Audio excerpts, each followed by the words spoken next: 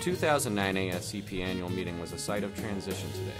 As members continued to arrive and settle into the downtown Chicago Sheraton Hotel, the Society's presidency changed hands. New members of the board of directors were added, while others made their final speeches.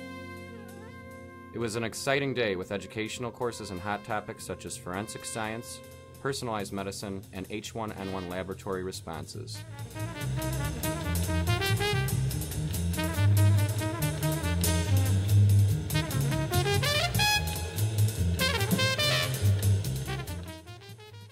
This morning, about 100 attendees gathered to hear experts discuss the role of pathologists in personalized medicine at a satellite symposium.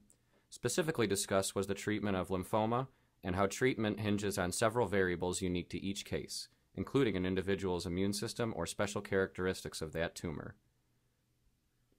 Later at the annual business meeting, leadership gave reports on the budget, membership levels, bylaw amendments, and approval of the new slate of board members. ASCP President Dr. Barbara McKenna passed the gavel to incoming President Dr. Mark Stoller, who then gave his inaugural speech. My first duty is to recognize you, Barbara McKenna, former or immediate past president, who also now has a new badge, recognizing her outstanding leadership, her friendship, and her mentorship. I thank you for all your service, and I'm sure you're going to enjoy this badge. Yeah, good luck. And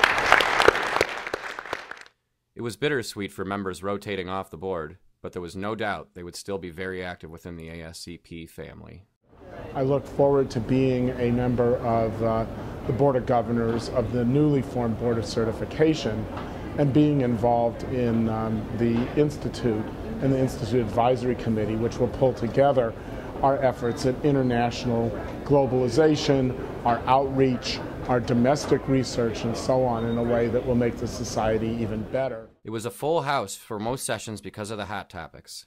Christine Ganaccio, a laboratory director at North Shore Health Systems Laboratory in Queens, New York, took the audience step by step through the emergency outbreak of swine flu in her area. She shared how she and her team streamlined communications efforts with the state and how the influx of testing forced her lab to answer tough questions about healthcare provider safety, staffing, lab guidelines, and even space. Another popular session was the forensic science update. I go to court often. I end up testifying often. And I'd like to share that experience with others in case they should ever be called as a witness, or it's my hope they'll not be sued, but if they're sued, they'll be taken to court against their wishes. But they need to know what to expect, how to prepare, and I like to be able to share my experience and help if I'm able. Poster presenters also stood by to discuss their original research with attendees. Dr. Andrew Schubeck, a resident at Mount Sinai Medical Center in Miami Beach, Florida, discussed his findings.